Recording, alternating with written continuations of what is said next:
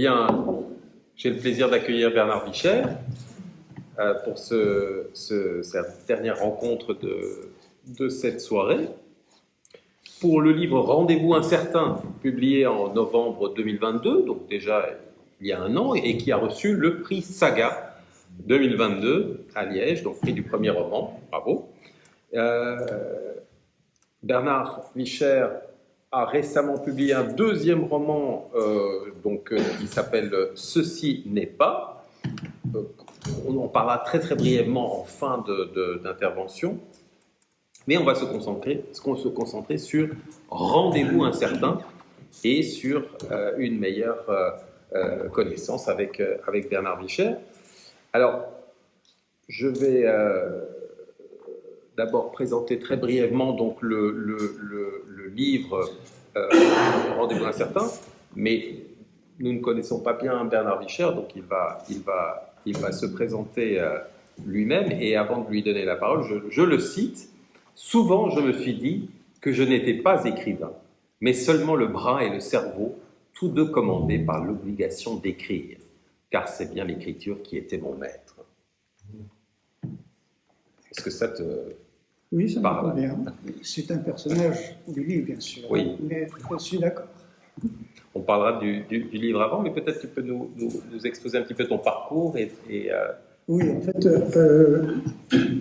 mon parcours, c'est essentiellement le cinéma et la communication. Donc, la première partie de ma carrière était essentiellement effectivement dans le cinéma, comme réalisateur, comme directeur de production, comme directeur de studio en dessin animé. Ça, j'ai fait pendant une dizaine d'années. Et puis, les choses évoluent et j'ai fait de plus en plus de films d'entreprise, de films de promotion et beaucoup de publicité. Donc, en fait, je suis passé de la fiction à la communication au cours de ma carrière. Mais les deux sont liés, en fin de compte. C'est-à-dire qu'il y a une logique de l'ensemble, même si j'ai fait moins de fiction qu'en début de carrière. J'ai fait donc des courts-métrages, j'étais réalisateur, j'ai été donc directeur de production de plusieurs longs-métrages, et j'ai surtout été, pendant près de 5 ans pratiquement, dans le domaine du dessin animé. Et j'ai commencé avec... j'étais tout jeune. J'étais assistant réalisateur de Picha, que vous avez certainement connu, qui va toujours très bien d'ailleurs. Et c'était une aventure tout à fait fabuleuse que je ne peux pas oublier, qui a marqué certainement ma carrière, puisqu'il y avait un jeune producteur. Picha faisait pour la première fois du cinéma. Moi, j'avais déjà travaillé sur quelques films, et donc ça a été une expérience tout à fait inattendue. Et comme le producteur m'a proposé d'être assistant de Picha et directeur de studio, les deux à la fois, je me souviens que j'ai dit au producteur, mais je n'y connais rien en dessin animé. Au cinéma, oui, mais pas de dessin animé. Et le producteur m'a répondu, moi non plus. Donc en fait, on a commencé comme ça, et donc voilà, je pense que ma carrière a été formée par ces expériences très très intenses. Ça ne se passait pas loin d'ici d'ailleurs. J'avais une maison rue du Conseil, donc c'est vraiment tout près d'ici. Et c'était une expérience de plusieurs années. Enfin, j'abrège ce côté-là. C'est intéressant parce que ça permet de te cerner un petit peu mieux par rapport au livre dont on va parler. Donc, en effet, tu es venu, on peut le dire, tardivement au roman, avec donc ce roman, donc Rendez-vous incertain, qui est une somme, hein, il faut bien le dire. Donc, moi, je le lis en électronique, mais donc presque 340 pages. Et qui aborde donc, c'est donc Pierre Fabre, un jeune auteur, qui décide de faire la rencontre d'un célèbre écrivain en fin de carrière ou en fin de vie, en tout cas assez âgé, et de le rencontrer à Venise pendant 1 jour, 2 jours, 3 jours, et peut-être plus au fur et à mesure du roman, de manière à ce que ces deux personnages se rencontrent et que Eduardo Caldón, l'écrivain le plus âgé, raconte sa vie, lui confie ses secrets, une vie mouvementée, et tout cela donc en partant de l'Espagne franquiste, puis en Amérique du Sud, et puis de retour en Europe, à Paris, et également donc de retour en Espagne. ne va pas tout révéler, mais donc c'est une longue fresque historique sur cette période quand même de 1935 à 2000, et au travers donc l'ensemble de ces pays. Alors, l'écriture est très intéressante, c'est très prenant. Moi, j'ai été vraiment, j'ai voyagé dans ce roman assez rapidement, et ça m'a vraiment fort plu. Alors, j'ai une petite citation, et puis je vais te laisser parler du roman et surtout de ce que tu as voulu, écrire. Ici, c'est le jeune Pierre Fabre qui parle donc d'Eduardo Calder. J'avais lu tous ses livres et aucun n'avouait les étapes douloureuses de sa vie chahutée. Tout à l'opposé, ses romans parlent de courage, de générosité, proposent tant de situations riches d'espoir, tant d'intrigues attachantes autant que haletantes, souvent cocasses, parfois magiques, nourries d'inattendus et de rêves, et qui firent de lui un écrivain aimé et adulé. Donc voilà un petit peu le départ de ce roman, cette rencontre entre deux auteurs.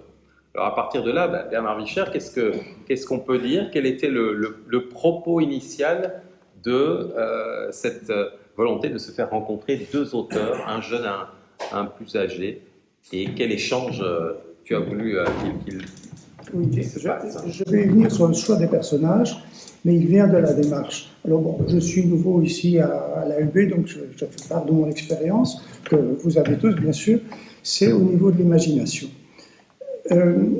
J'ai remarqué qu'il y a deux niveaux d'imagination, enfin j'ai remarqué longtemps au cours de ma carrière, c'est ce que j'appelle l'imagination ouverte, positive, concrète, et le fait d'avoir fait beaucoup de films de promotion, de publicité, etc., on fait appel à de l'imagination positive, concrète, on discute avec l'agence de publicité, avec le client, etc. On imagine beaucoup de choses, mais avec un objectif. Donc nous sommes très éveillés à ce moment-là. Et donc c'est aussi de l'imagination, d'ailleurs, que vous retrouvez dans les séries télé. Il y a beaucoup d'imagination fabriquée, si vous voulez, pour arriver à du résultat.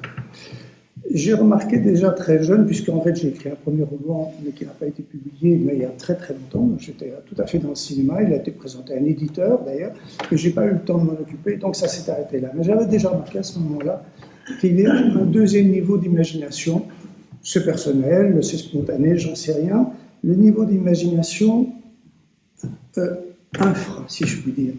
C'est-à-dire qu'un état de somnolence peut-être. En fait, oui, si vous connaissez la sophrologie, vous savez ce que c'est effectivement être à un niveau intermédiaire, c'est-à-dire que vous n'êtes plus au niveau de votre moi, ni encore moins du surmoi, on est au niveau du personnage commun ou universel, c'est-à-dire celui de tout le monde, qui est un petit peu en dessous. Et quand on arrive à ce niveau de somnolence, en fait, on oublie tous les codes. Et en fait, on vit tout le temps avec des codes. Il y a le code de la route, il y a la loi, on paye ses impôts, on dit bonjour aux gens, on est poli, etc. Donc, toute une série de codes nous font vivre en société. Une fois qu'on tombe dans ce niveau de conscience inférieure ou intérieure, en fait, tous ces codes disparaissent. Et en fait, on devient totalement libre. Et cette liberté fait qu'on se déséduque. Ce mot, je l'ai inventé parce que je trouve que c'est ça, on se déséduque, on perd son imagination. Maintenant, on ne tombe pas dans la conscience. Je dirais que quand j'écris, je suis à côté de moi. Donc, je suis avec moi, mais à côté de moi. Donc, mon personnage est là, c'est un peu ma muse, c'est moi qui me réveille, qui me met dans la réalité, mais moi, je suis dans un niveau de somnolence. Et ce niveau de somnolence, en fait, permet d'écrire assez facilement, parce qu'il n'y a pas de frein.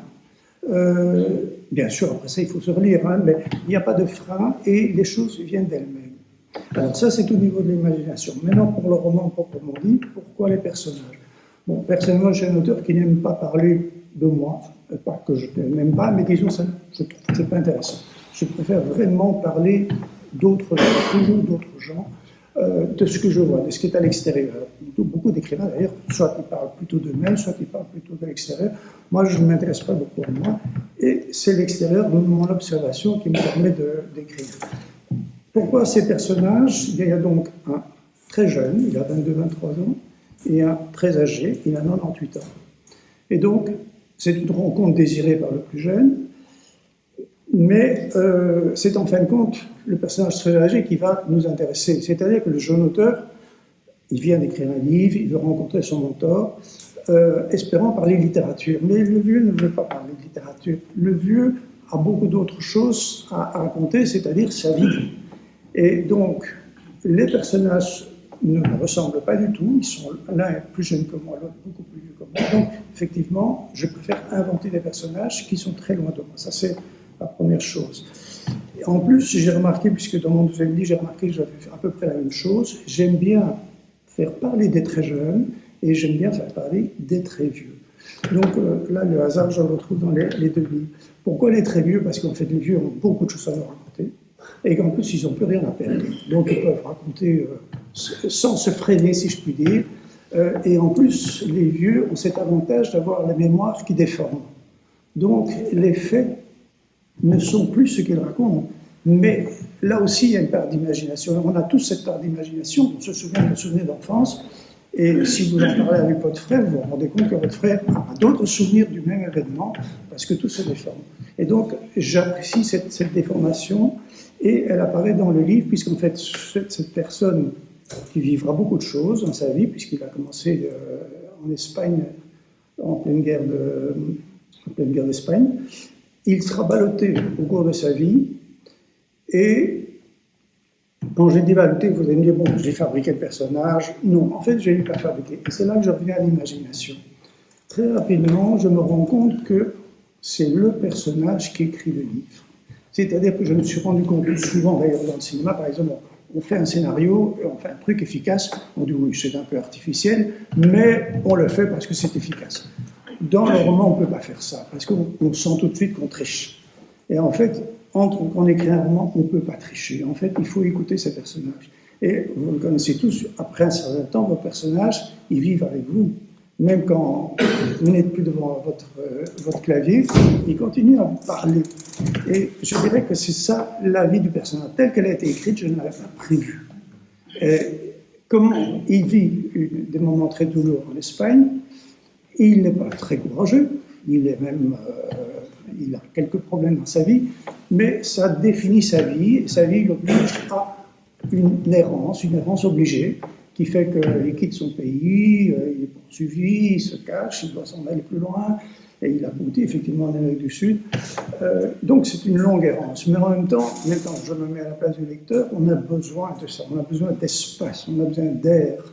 Et donc j'ai voulu que ce personnage, malgré le fait qu'il perd son identité, il change de nom, il change de passeport, etc., il perd son identité, mais en fin de compte, il voyage dans le monde. Et voilà, je crois qu'il y a tellement de lecteurs qui ont besoin de respirer. On est dans un monde tellement dur qu'en fait les livres nous offrent de l'oxygène. Voilà, c'est ce que j'ai souhaité mettre, indépendamment de ce que mon inconscient me dit d'écrire. J'ai voulu quand même mettre cette aération-là. En fait, faire plaisir au lecteur. Oui, c'est vrai, j'avoue que je pense au lecteur, pas au moment où j'écris, mais je pense que dans mes lecteurs. Et ça, c'est aussi le cinéma qui me l'a appris. Qu'est-ce que c'est un film? C'est une pièce complète. C'est-à-dire, quand vous allez au cinéma, vous voyez le film du début à la fin. Donc, en fait, c'est du spectacle. Et il ne peut pas y avoir de moment creux. Dans un livre, oui, vous pouvez vous arrêter, même pendant plusieurs jours, prendre la suite, le lire à votre rythme. Au cinéma, c'est un morceau bien marqué. Donc, effectivement, j'ai utilisé un certain nombre de principes cinéma dans ce roman, le phénomène de l'alternance, la pause, la reprise, l'interrogation qui n'a pas de suite, mais qui aura de la suite 30 pages plus loin, etc. Donc, oui, voilà, le cinéma m'a aidé à ça. Si vous voulez, ce sont des petits trucs, mais qui ne sont pas du tout gênants. Au contraire, ça permet une lecture un petit peu comme vous allez au cinéma. Donc, voilà. C'est très juste. Non, mais c'est intéressant. Alors, c'est vrai qu'on l'a compris, donc le jeune Pierre Fabre est plutôt un faire-valoir. Il est là pour que Eduardo Caldón se raconte. Et en effet, cette errance qu'il raconte tout au long de sa vie, et donc qui est une longue vie, hein, puisque en effet, ça dure presque 80 ans, et va nous faire voyager aussi. Et c'est ça, je crois, tout l'intérêt du roman, dans des périodes où tu racontes assez justement la période politique où Eduardo Galdón se trouve à un moment donné, et il y en a beaucoup dans le livre qui se succèdent, entre l'Espagne, dans le désordre, hein, l'Argentine, le Brésil, et puis un retour en Europe. Et le Portugal. Et le Portugal, bien sûr. Et à chaque étape, cette errance, comme Bernard Wiechert l'a dit, n'est pas inutile dans le sens du roman. Elle est documentée également d'une manière très riche. On se sent vivre dans cette période et on en apprend, si on ne le sait pas, on apprend énormément par rapport à ces périodes et par rapport au quotidien finalement de ces époques politiques. Alors, je voudrais simplement savoir si tu t'es documenté ou si c'est quelque chose qui a traversé la vie de proches éventuellement, ou si c'est quelque chose qui t'a toujours intéressé par rapport à l'histoire et la politique. Mais j'ai trouvé l'alliance entre donc, le roman et cette partie historique et politique très bien ficelée en fait. Oui, la documentation était importante et en fait c'est une vraie joie la documentation. C'est un vrai plaisir de découvrir les choses. Mais justement, je vais partir d'une anecdote, c'est qu'en fait au départ j'avais écrit une nouvelle, une trentaine de pages, qui reprend un petit peu le début de ce roman et la fin. Depuis là ça a changé, mais il y avait un début et une fin, c'est-à-dire il y a une rencontre le premier jour, un très jeune et un très vieux. Ils décident de se revoir le lendemain, mais en fait le lendemain n'aura jamais lieu. Ça c'est la nouvelle. C'est nouvelle. Mais dans le début, j'avais abordé le fait que cette personne avait beaucoup à raconter. Alors, j'ai présenté cette nouvelle à des amis, qui sont de grands lecteurs, qui ont bien aimé la nouvelle, qui m'ont dit, mais qu'est-ce qui se passe? Il y a ce début qui nous avait l'esprit, et puis il y a cette fin, mais entre les deux, qu'est-ce qui se passe? Et en fait, ça m'a provoqué. Donc les gens disent, après tout, c'est vrai, c'est facile de raconter une petite rencontre avec un vieux très jeune, et puis après, trouve une pirouette pour la fin. Du coup, j'ai été mis au défi par ces lecteurs en disant, après tout, qu'est-ce qui s'est passé dans la vie de cet homme? Et donc, le roman a commencé comme ça, je me suis posé la question, qu'est-ce qui s'est passé? Donc, j'ai dû le situer dans certaines époques, mais comme je vous l'ai dit, c'est souvent le personnage qui m'a guidé. Ça, c'est vraiment important que je vous le dise. Mais je vous dis que quand on écrit un petit peu dans cet état de mi-conscience, en fait, c'est un vrai plaisir. On n'a même pas l'impression que c'est fatigant. Oui, on est fatigué, mais c'est même pas fatigant. Et ça développe la curiosité, par exemple, puisque ça se passe entre 1920 et maintenant. Donc, il y a beaucoup de choses qui se passent au XXe siècle. Et ça, c'était peut-être le premier souhait de mon livre, c'est-à-dire nous sommes au XXIe siècle, et la plupart d'entre nous, on est à cheval sur le XXe et le XXIe. Mais les jeunes de maintenant qui sont même adultes, ils ont 23 ans, mais ils n'ont pas connu le XXe siècle. Qu'est-ce qu'ils connaissent encore du XXe siècle? Ça m'a rappelé qu'effectivement, quand mes grands-parents me parlaient de la guerre, je voyais des images en noir et blanc et j'avais l'impression que c'était il y a 1000 ans. Donc je me suis dit, au fond, il faut peut-être un peu parler aux jeunes et leur raconter tout ce qui s'est passé dans le XXe siècle. Bon, je ne raconte pas tout, bien sûr, mais il y a eu des moments très forts, que ce soit en Europe, que ce soit en Amérique, etc. Et donc, voilà, ça c'est une motivation que j'ai eue. Qu'est-ce qu'on peut encore raconter aux jeunes? Et c'est pour ça d'ailleurs que j'ai fait un personnage très jeune, pour le lecteur, qu'il y ait une identification, qu'un très jeune puisse dire, tiens, je vais interroger une personne âgée qui va me raconter tout ce qui s'est passé. Alors, c'est intéressant, on va terminer avec un extrait, puis on va très brièvement parler du dernier roman. Mais en effet, je pense que c'est intéressant aussi de souligner, ce n'est donc certainement pas un roman historique, c'est un roman avant tout d'un personnage inventé qui parle de son histoire, de sa vie, mais tu lui permets également je vais pas raconter tout, mais tu lui permets également d'évoluer tout au long de sa vie, y compris en fin de vie. Et à la fin de cette histoire, de cette rencontre avec le jeune Pierre Fabre, eh bien, on se demande exactement où on en est. Et donc, voilà, ça c'est ce côté un peu surréaliste qui va nous faire la transition avec ton deuxième roman.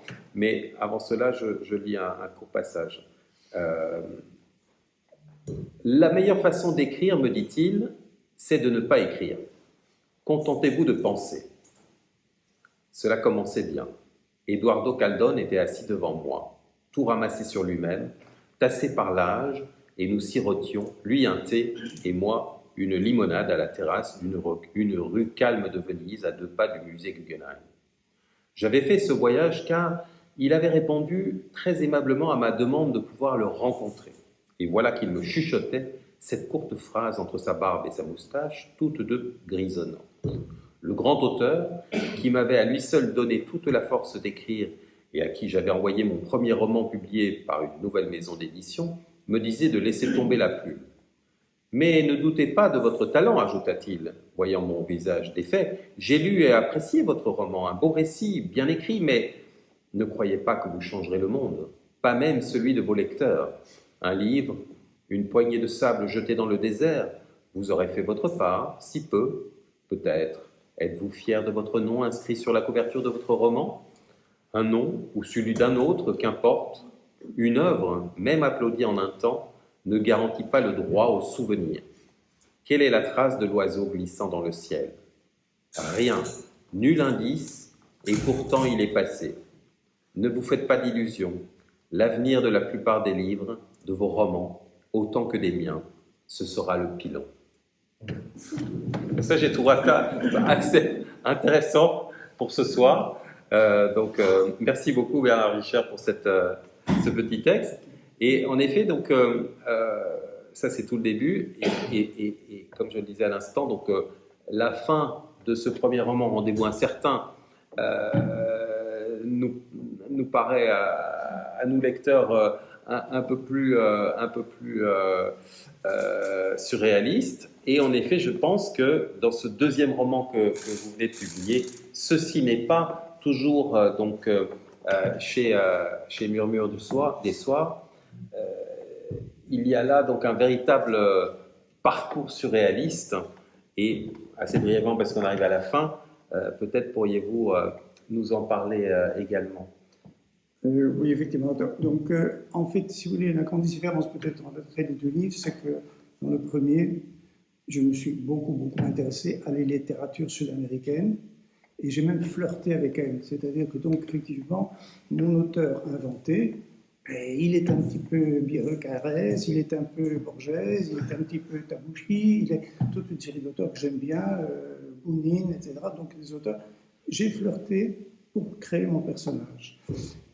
Par contre, le nouveau livre, effectivement, c'est entièrement sur le surréalisme et très précisément la vraie période surréaliste qui va de 1915 à 1970, où là, effectivement, on ne touche pas à la littérature, mais véritablement à la peinture. Donc, en fait, ce roman-ci, c'est aussi un jeune couple, mais qui va traverser, effectivement, le monde du surréalisme, qui revit. Ce n'est pas un flashback, c'est le monde du surréalisme qui revit. C'est-à-dire qu'en fait, le personnage, suite à un détournement d'avion, etc., il se retrouve dans une ville inconnue. Et cette ville inconnue, c'est grosso modo la déesse des grands peintres que nous avons connus. Et donc, je parle effectivement, je fais revivre ces différents peintres qui sont très bien, ils sont tous célèbres. Bon, je n'ai pas totalement inventé des situations, je suis parti soit des écrits de ces peintres, soit des interviews.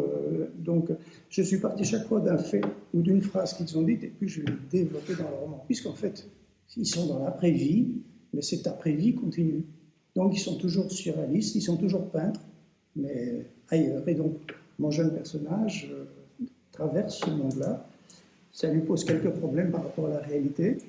Mais c'est ça le but, c'est-à-dire le surréel, c'est ce qui me plaît beaucoup. Le surréel, c'est pas du tout du fantasy ni de la science-fiction. Le surréel, c'est tout proche du réel. Et c'est ça qui est passionnant, c'est-à-dire que nous sommes tous, Magritte le dit très très bien, en fait, l'étrangeté d'un objet, c'est déjà magnifique. Et il ne faut surtout pas l'expliquer, il y a le mystère de l'incompréhension vis-à-vis de l'objet. Et donc voilà, le surréel, je l'ai vraiment situé. Je parle du surréel, je précise ça parce que j'ai eu des jeunes lecteurs qui ont lu et qui ont un peu confondu. Ils ont dit, mais c'est du fantasy, etc. Pourquoi? Parce qu'ils ne connaissent pas du tout la peinture. Et en tout cas, à cette époque-là, ils confondent un petit peu avec des séries télévisées, un petit peu rigolotes. Non, moi, je l'ai vraiment situé sur la période des grands peintres. Je vous dis, il y a Miro, il y a Magritte, il y a Salvador Dali, il y a aussi moins importants, Morandi est présent, et j'ai voulu faire apparaître deux femmes, et c'était vraiment justifié. Léonore Fini apparaît, et également Vieira da Silva. Et là aussi, je suis parti de leurs écrits à elles, parce qu'elles n'étaient pas très reconnues, en fait, à l'époque. André Breton, qui était le maître du surréalisme, méprisait complètement les femmes. Il n'en parlait jamais dans ses livres. Donc, j'ai lu les ressentiments de Léonore Fini. Et puis bon, Vieira da Silva, c'est une personne que j'adore, donc de toute façon, je devais en parler. Voilà, on découvre tous ces artistes sous un regard un petit peu romancé et surréaliste, mais c'est très intéressant également. Eh bien, on était très heureux de vous accueillir, Bernard Wicher, et de découvrir vos livres. Et je remercie tout le monde pour cette soirée. Merci à vous.